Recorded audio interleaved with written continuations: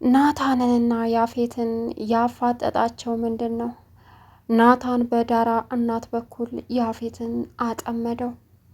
አሁን የሚያሳዝነው ነገር ያፌት እንግዲህ አቤላ ቢኒን እንዳገተው ሲነገረው ምን አለ? እንዴት? ለምን አለ? ከዛም አላውቅም አለ ታሪኩም። ከዛ ቀጠለና ምንድን ነው ሲልም በቃ አሁኑኑ እዚሁ አምጡልኝ ሲለም እንደምቶ እኔ ሄድለታለሁ ምን ፈልጎ ነው በማለት ያፌት አቤላ አለበት ሰተት ብሎ ሄደ። አቤላ በሩ ሲከፈት ደንግጦ ከቂጡ ተነሳ እና ያፌትም ዘሎ አንገቱን አነቀው። ከዛም ምንድን ነው ምን እያረክ ነው አለው። አንተን ሲያሳስረህ አላስችለኝ ብሎ አንተ ባትፈልገኝም እኔ እኮ ወንድምህ ነኝ፣ እንዴት አባቱ ይዳፈርሃል ብዬ ነው አለ። አአአ አይመስለኝም አለው። እና ለምን ይሆናል አለ።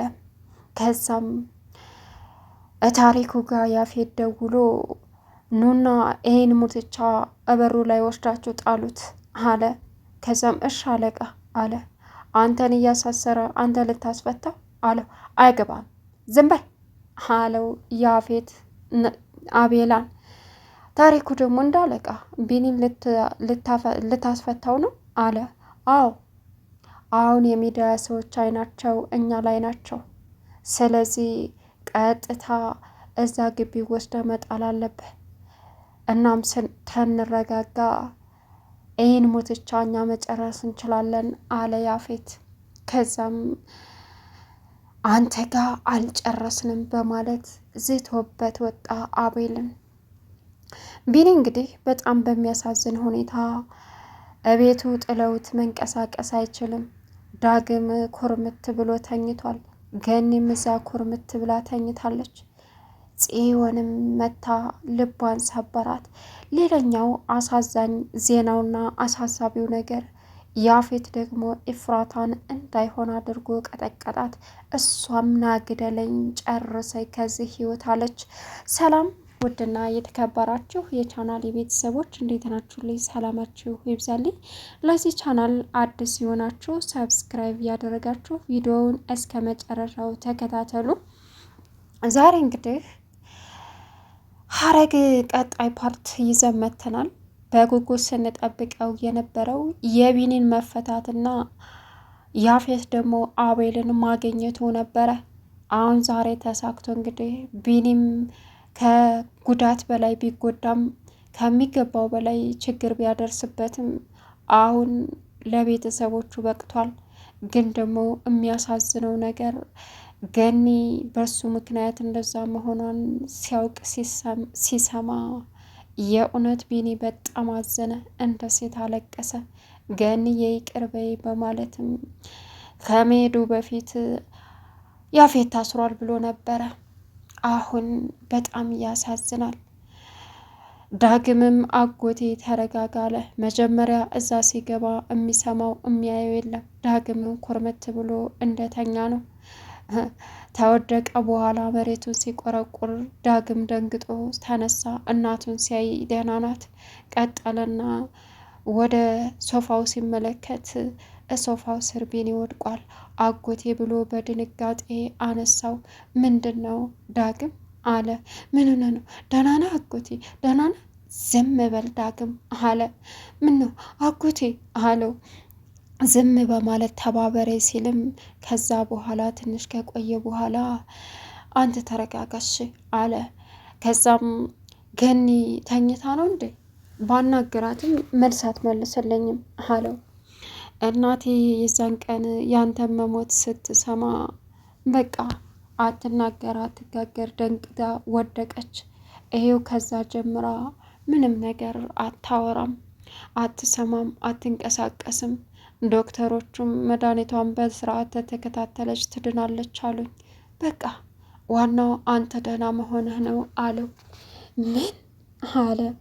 አዎ አጎቴ በቃ አንተ ተረጋጋ አለው። ዳግም ዝም በማለት ተባበረኝ አለ። ቢኒ የጸጸት እንባውን አነባና ከገኒ አጠገብ ተንበርክኮ ገንዬ ይቅር በይኝ ጸጸቱን አልችለውም እያለ ማልቀስ ጀመረ። ከዛም ለጽዮን ዳግም ደውሎላት ነበረ ቢኒ ተለቀቀ ብሎ እየከነፈች ስትሄድ ዳግም እንዳሰበው ወይም እንዳሰበችው ቢኒ አልተቀበላትም። ከዛም ቀጠለችና ቢኒዬ አለችው፣ አንቺ አስመሳይ እንዳትቀርቢኝ፣ አይንሽም ማየት አልፈልግም፣ ውጭልኝ አላት። እኔ ምን አደረግኩ አለችው። ውጭልኝ በማለት አስመሳይ፣ አረመኔ፣ ጨካኝ ሴት አንቺ የምትባይ ማየት አልፈልግም ብሎ ጽዮንን አባረራት። ጽዮንም በሀዘን ተሰቃየች፣ ልቧ ተሰበረ። እቤት ውስጥ መታ ውስኪ እየጠጣች መጮህ መጨፈር ጀመረች።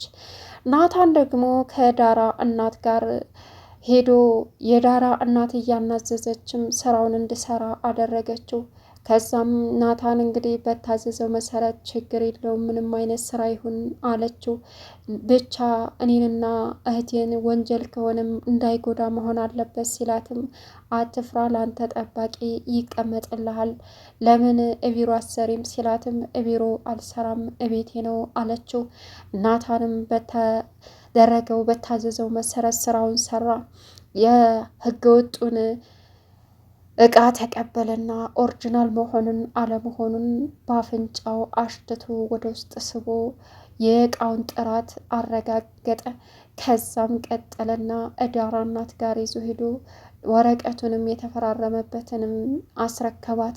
እሷም በደስታ ተቀበለችው። እኔ እንደዚህ ይህን ያክል ታጠናቅቋለህ ትሰራዋለህ ብዬ አስቤ አላቅም ነበር፣ እውነት አለ ከባድ ነው አለችው።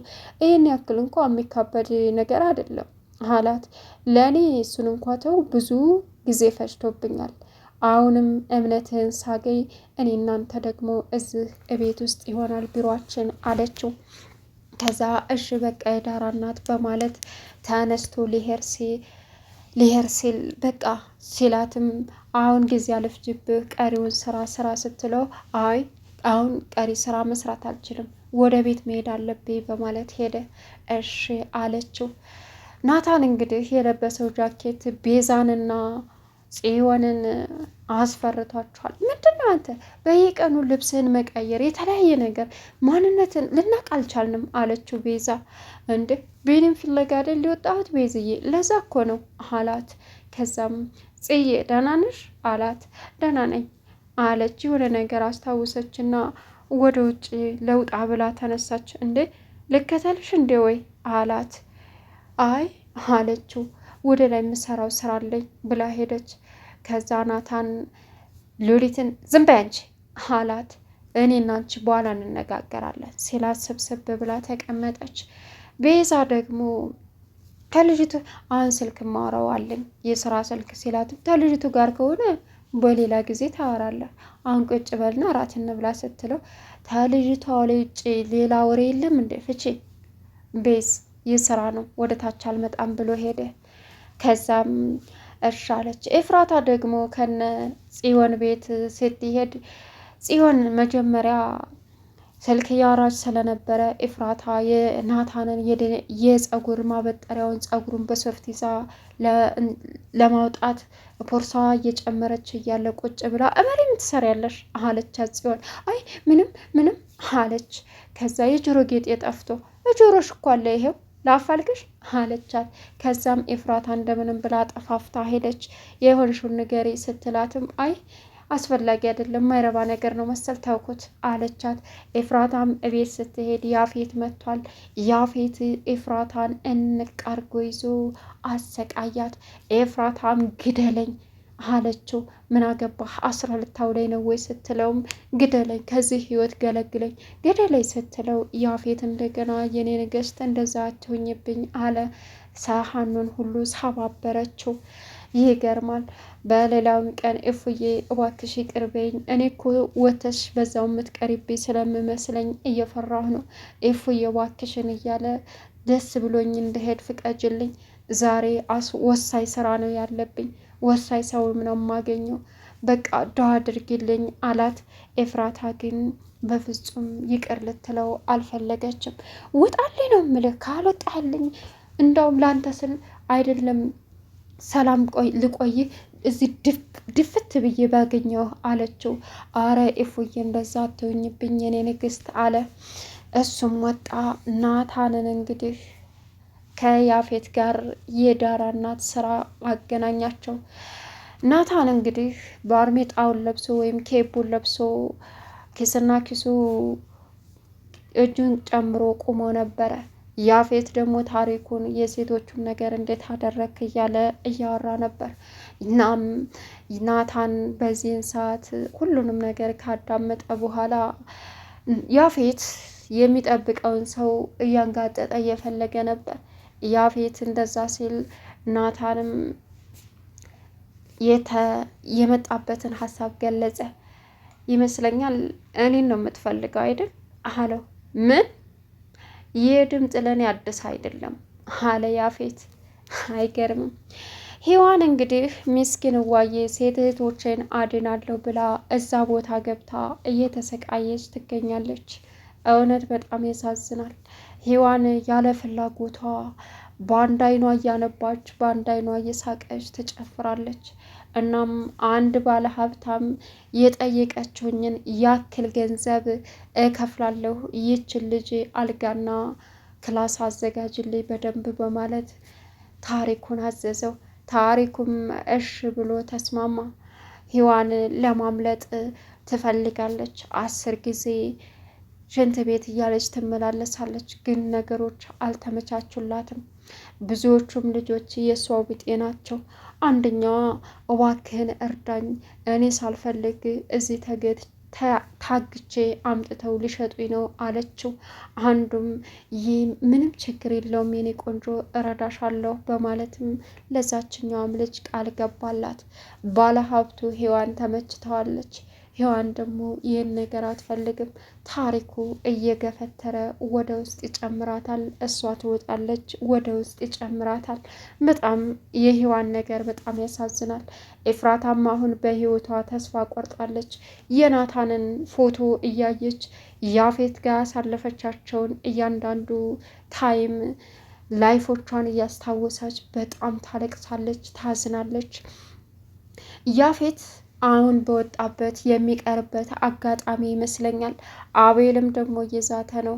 እኔን ማንም የምፈልገውን ነገር አይከለክለኝም፣ ግን ደግሞ እያንዳንዱ እርምጃዬን ራሴ እንዴት መራመድ እንዳለብኝ አውቃለሁ በማለትም ለራሱ ተናገረ።